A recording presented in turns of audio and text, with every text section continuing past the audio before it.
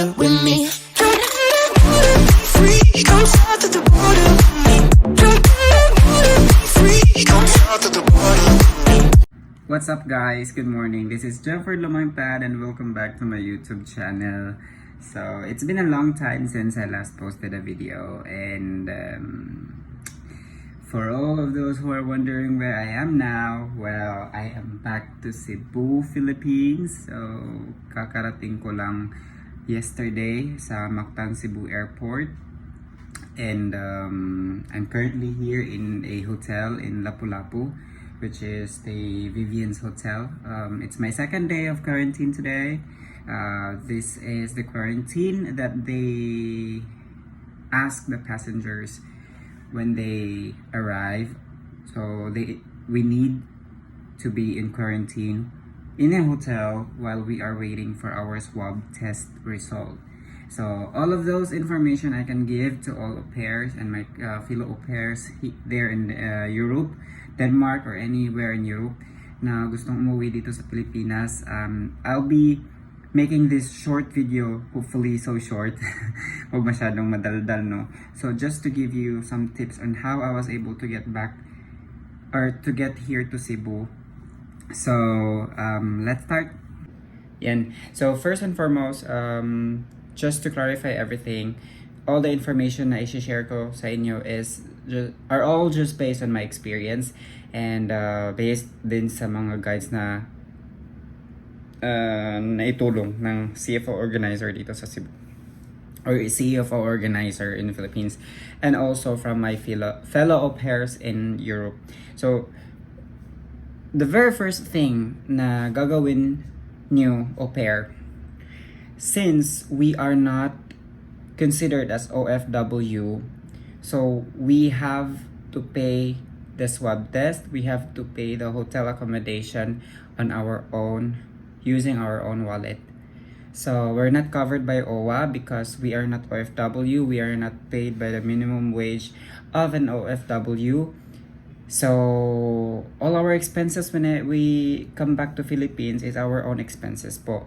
But since with the help of CFO, Commissions on Filipino Overseas, pwede tayong makapag-ask ng help sa kanila when it comes to hotel accommodation, just like what I have now. So that I'm gonna talk about also. But first is you have to register online.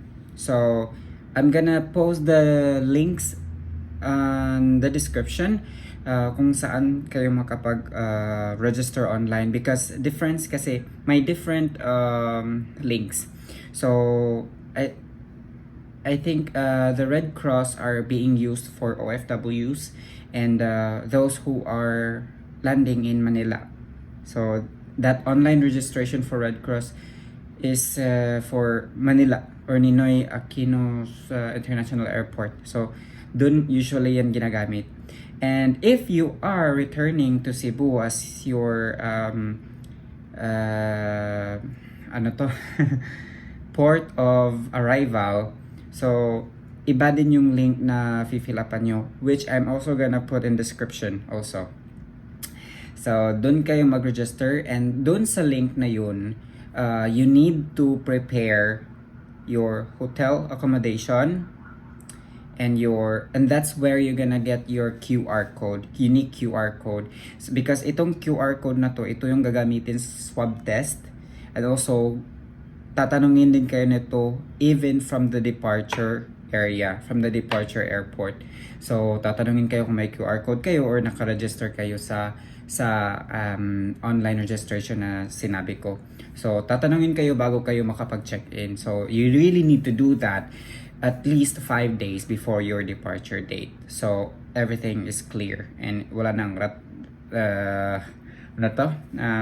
wala nang hassle, di ba? So you need to register online, get your QR code. And so talking about hotel accommodation, yes, so swab test, it's already clear that it's our own money. So CFO will not handle that, but CFO can help us when it comes to the hotel accommodation and the food. So yan. So when it comes to hotel accommodation and food, we have different people to contact. So for those who are arriving to Cebu, we have Miss Kim. So you can send her your itinerary and your CFO sticker as an au pair. I'm gonna put her email here on the description also, so you can send her your itinerary and your CFO sticker. So if you're done registering online, you need to book a ticket. So when it comes to booking a ticket, you can book anywhere, like in every single or in any travel agencies.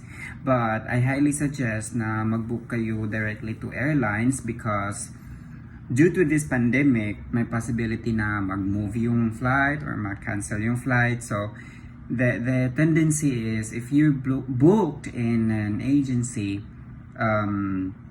hassle siya when it comes to rebooking because you need to contact the agency and then the agency needs to contact the airlines on which airline has canceled. So the best thing to do is the best choice we have is to book directly through the airline. So like Qatar, so I flew with Qatar Airways, and others are also chose Emirates. So I think those two are good options for direct booking to Philippines from Europe. So yan. So after you book a ticket, so you need to keep in contact with Miss Kim and Miss Ivy. Miss Ivy is also the one who is in charge, CFO organizer in Manila, if you are flying to Manila. And for those au pair who got stranded and their visa is yung na expire na, you need to make sure that you have an extension letter, just like the same as mine. So my visa was already expired last June, so I was extended until September, but I did not wait until September to fly here. So I really took the chance to get the soonest or the earliest date that I could travel, so which was August 1. So I kept that letter from the immigration to make sure that I have a letter to show on the passport control. So yeah, because the time that you're done with registering online, got your QR code, you have a hotel booking confirmed, you have a ticket, and you have contacted CFO. Now when you get to the departure area for your flight, so same thing will happen. Before you check in, you will be asked if you have registered online. I think the same as with Qatar, they contacted me the morning before my flight, if I have registered. So they called me through phone, reminding if I have registered online and have a QR code, which was already good for me. So I think you will also experience the same before your flight. And when you get to the airport, you will be asked about the QR code. You will be asked about the online form. So make sure that you have already done that.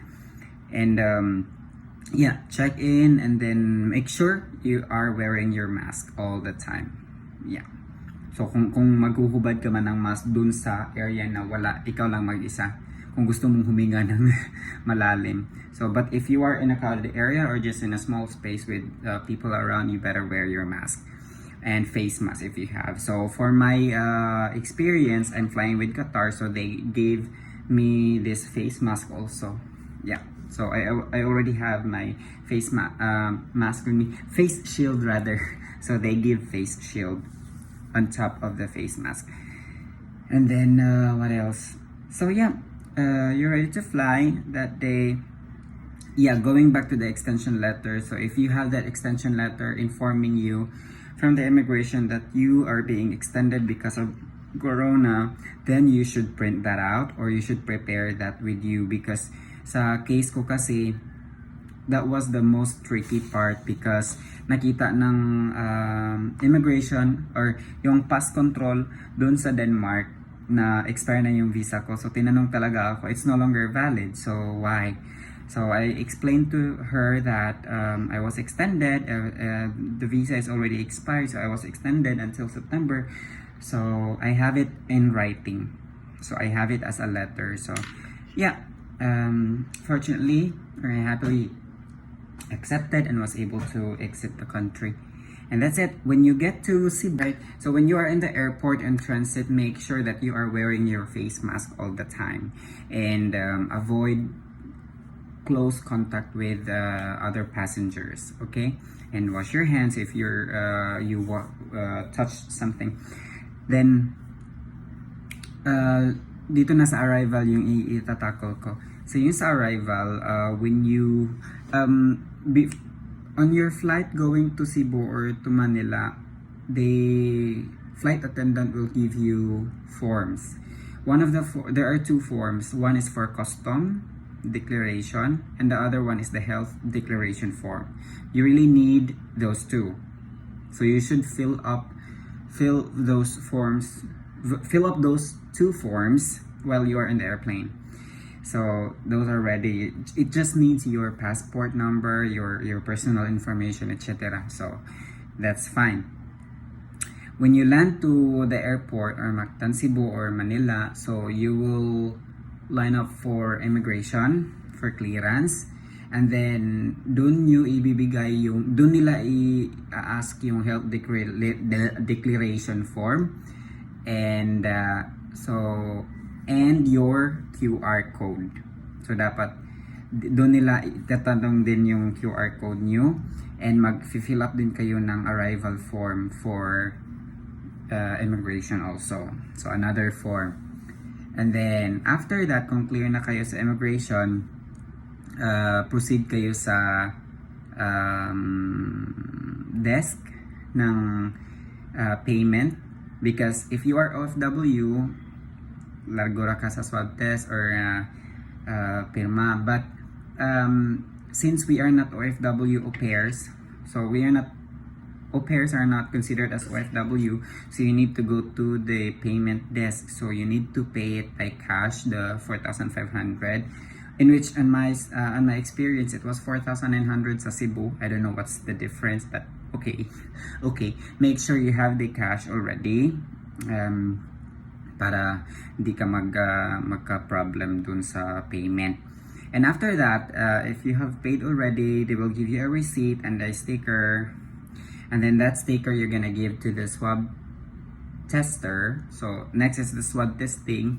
Masakit talaga siya. Kasi dalawa sa ilong and then isa sa bibig.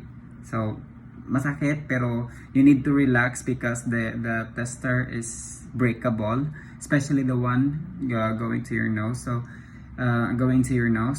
it's you need to relax and you should not move, because kunting move mo lang, pag nabali yung stick niya or tester, baka maiwan yan sa loob.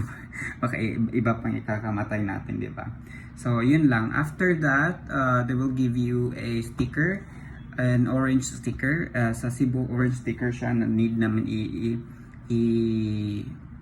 idikit sa jacket or sa shirt to symbolize that we are already done with the swab test. Because if wala ka nun, I think sa Manila airport is something like bracelet ka na, something band, orange band siguro, wristband, to identify or to basta yung ano ba tawag dun, ay basta to say to symbolize that you are already done with that swab test, because you can never exit the airport without the orange sticker, without the swab test. Next is the baggage claim. You just need to wait for your baggage and claim it. And then since we are of course you are booked in a hotel, and one of the requirements for the hotel is the airport transfer. So most of the hotels will just wait for you to approach them na belong ka sa kanilang hotel, because ida-drive ka lang nila. So yeah, those are it. And if you have cleared everything with a custom, I think not really necessarily to talk about custom, because in my experience hindi kami dinaan ng custom. So diretso na from swab test to baggage claim, and then baggage claim to airport. No, to airport, to hotel na. Yes. So, once again, this is Jefford. If you have some questions, feel free to message me. Nahaba-habaan rin natin yung discussion. But if you have some clarification or questions, feel free to PM me, Jefford, Lumangtad, Steengaard. Bye-bye.